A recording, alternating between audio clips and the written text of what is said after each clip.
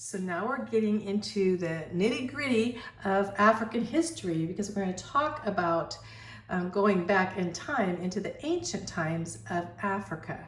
So how did these people get here? What kind of culture did they have? Were there believers in God then, or were they all believers in idols? What kind of people? What kind of people lived there? So, and comparable to the time we lived in. Well, anyway, so 6.2, the highlights of African history: migration from Asia, the land of Phut, and the land of Kush, and the mountains of Ethiopia. So let's find out. This picture is a picture of Mansa Musa.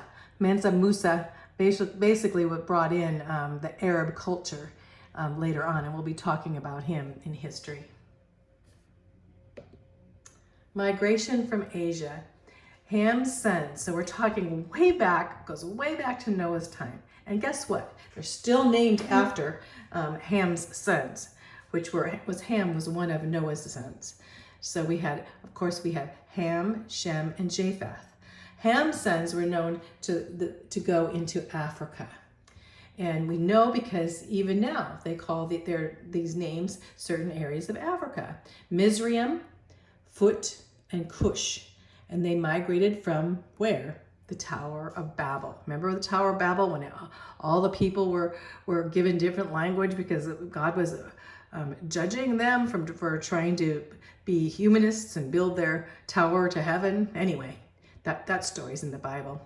But we go on to Mizraim. Mizraim was one of his sons, and they settled in Egypt. We already went over that. Mizraim settled in Egypt. Then they spread to the rest, and you'll see the other two sons going in the rest. So here we go. This is kind of neat because it tells not only that, it tells all of the sons and even to the grandsons of Noah's sons. So, so we have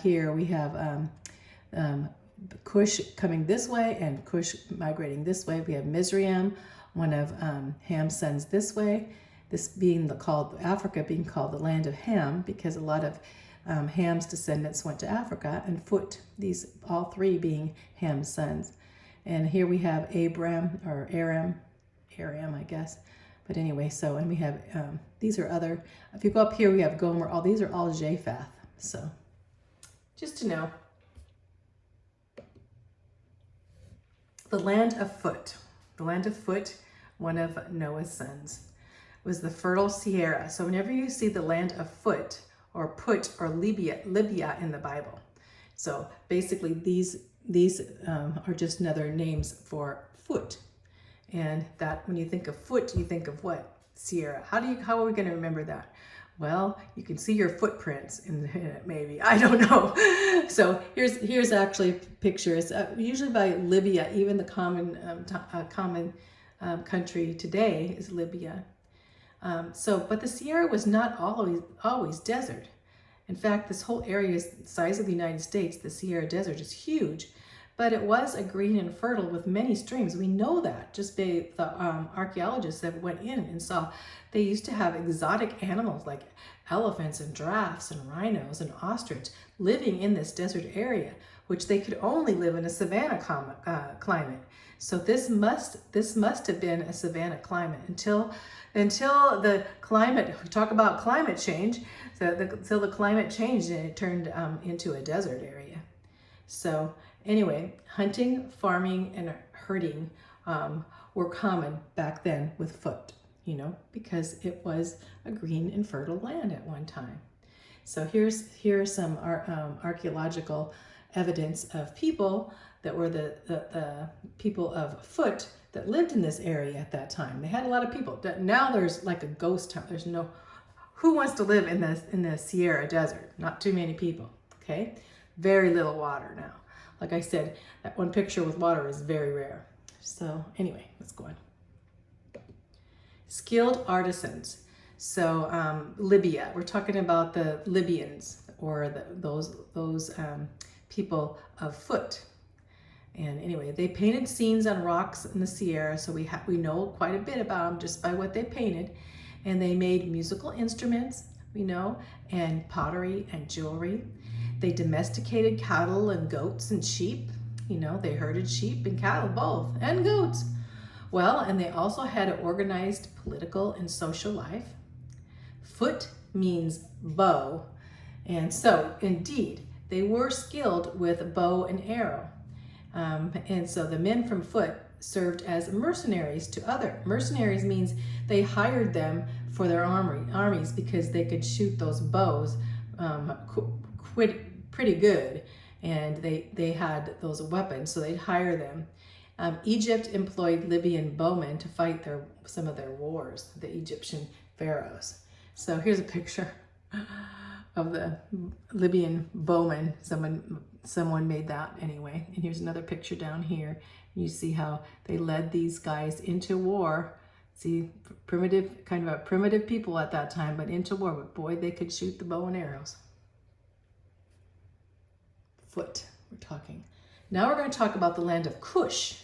And Cush, you're going to find that southern from Egypt. So you're going to find that southern from Foot, that you go down towards Ethiopia and towards Kenya, and Sudan area. So Cush was one of the descendants of Ham's eldest son. So Cush. So he erected the greatest ancient civilization in Africa's interior. The kingdom of Cush west of the Red Sea near Sudan, basically where Sudan is now.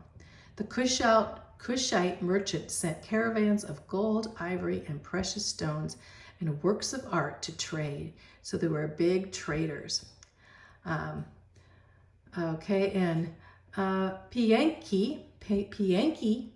was a Cushite warrior. It's pretty important that you remember this guy's name, Pianki or Pianki, however you want to pronounce it. And because he overcame Egypt. Egypt was like, at that time, invincible. They thought Egypt was invincible with its pharaohs and such. But Pianki came in and overcame Egypt for a period of Sudanese rule. Probably the only time that the Cushites ever, overcame, in any area, when you go through history. But they had, of course, Egypt had to get help of the Assyrians so they could fight off the Cushites and Pianki. So if you think of Egypt and think how great Egypt was, you got to think also that this Cushite warrior, Pianki, almost overcame Egypt. And it'd be a different world if he did, wouldn't it? So here's some pictures of the Cushite Empire. So we talked about Foot. Now we're talking about Cush. Cush being south and Foot being in the Sahara Desert region. So famous Cushites. So Cushites, when you think of Cushites, you really think of African Americans, don't you? So the ancient times of Cush were called Nubia. Cush was called Nubia or Ethiopia. So in the Bible, you don't always hear the name Cushites. You hear Ethiopians. But it's not the Ethiopian that we know now. So it's more like a little north from there. But in the Bible, Ethiopians were Cushites. So if they said Ethiopian, you know that they were a Cushite. In the Bible, there are some Cushites.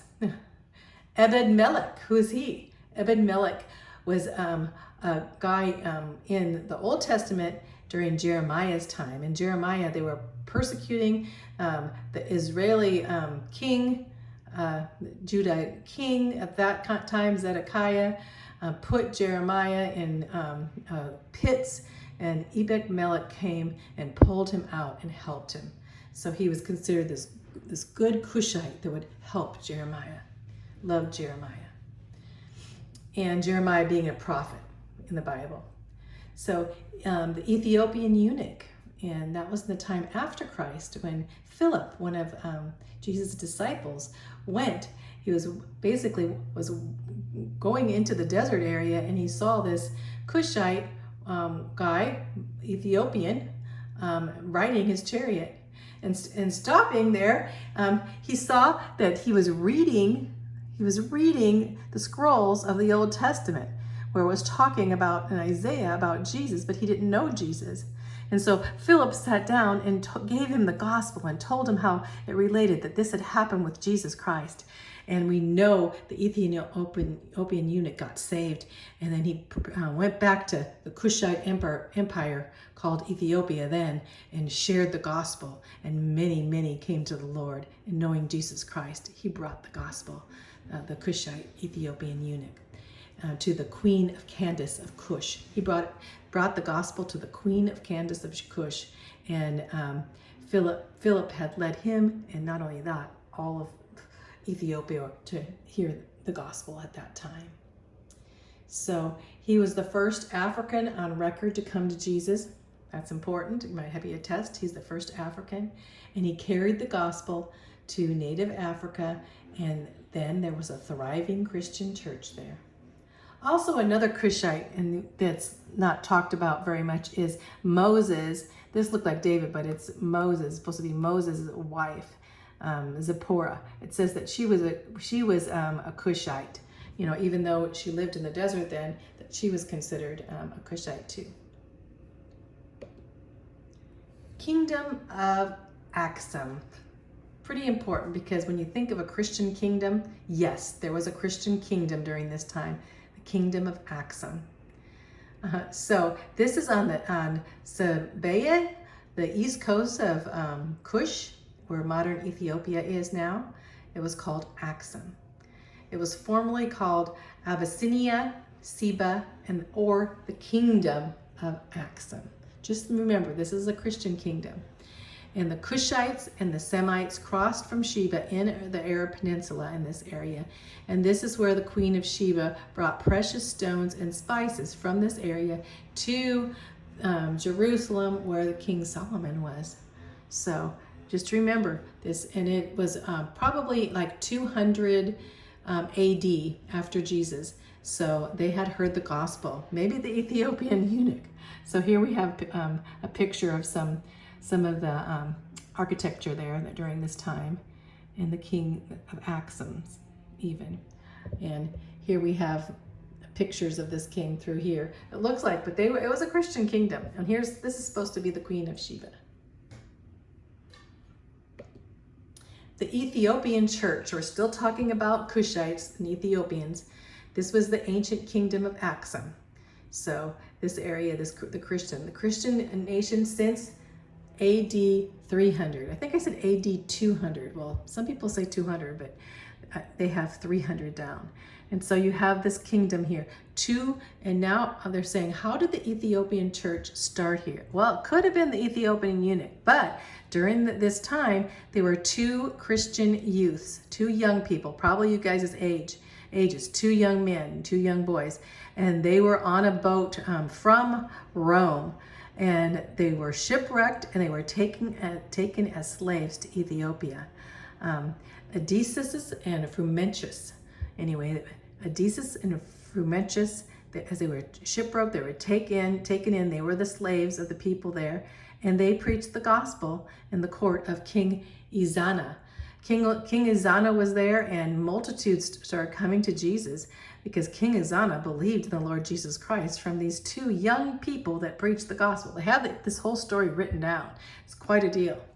And they traveled to request help after that, because they had so many churches. Then all these people, tens of hundreds and thousands of people were coming to be Christian. So Frumentius actually went and or Frumentius, I should say, his name, was the first bishop of Ethiopia, and they went to get more help. They needed more preachers and more pastors, or someone to come and teach them more.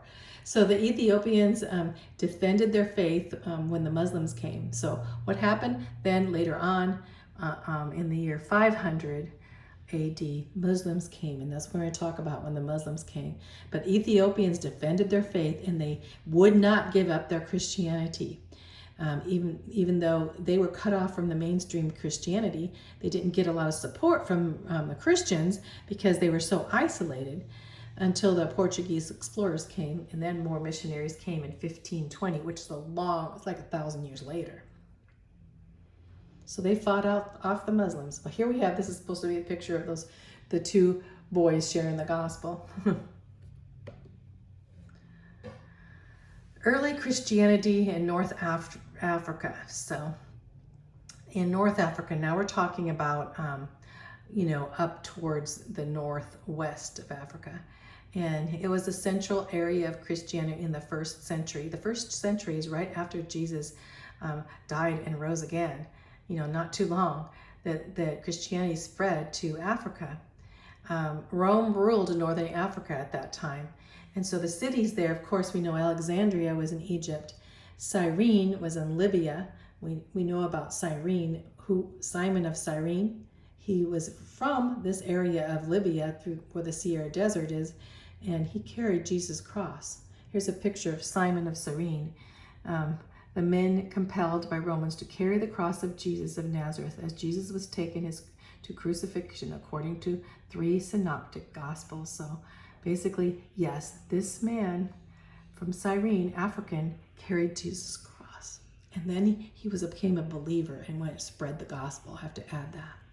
So Alexandria, the three Christian cities in the first century were Alexandria, Cyrene in Libya, and Carthage in Tunisia were the centers of Christianity. Simon's sons, man that carried the cross, his sons went into Africa and areas. His sons were named Alexander and Rufus, and they actually went from Africa to Rome and started the Christian church in Rome. So the church leaders from Africa. So Carthage was a great city at that time. We know that. And in fact, Carthage, when you think of Carthage, you think how they fought against the Roman Empire later on with their riding on elephants. We'll be talking about that later. But 2 great church fathers were Tertullian and Cyprian. And here's a picture of Tertullian and Cyprian. And they were martyrs for Christ, and they were from Carthage and firm believers and preached the gospel. And then in Alexandria, we have Clement and Origen. And both of them were known. In fact, Clement is known for the first, one of the oldest surviving hymns, not first hymn, but one of the oldest surviving hymns that he sang. And it was called Shepherd of Tender Youth. And then we have Origen, and we know how he preached the gospel. We have a lot of records of these church fathers and being martyred. So great North African Christians. So we have Athanasius of Alexandria, and he is known, here's a picture of him, he is known that he went to the Council of Nicaea, and the Council of Nicaea was where they were talking about the deity of Christ. And it's very important because people were coming in and saying that Jesus was not God and things like that. All kinds of weird things were coming into the church. And so they got together in this council to say, no, these things, Jesus is God. Jesus was man, and Jesus is 100% man, and Jesus is 100% God, the deity of Christ, the Council of Nicaea. And so on to Augustine of Hippo. Hippo is a small area near Carthage. And so he believed and preached on salvation by grace alone. He inspired both Martin Luther and John Calvin. So even before they stood up in the Reformation, Augustine was one of the first that stood on grace alone. He says, "Thou hast formed us for thyself, and our hearts are not at rest until they rest in thee." I love that saying, that God has formed us. We belong to him, and our hearts will never be at rest until we can rest in him, in grace. Here's a picture of him, St. Augustine of Hippo. He's African. So let's stop there, and we'll start again. I will talk about the Muslims coming in Africa.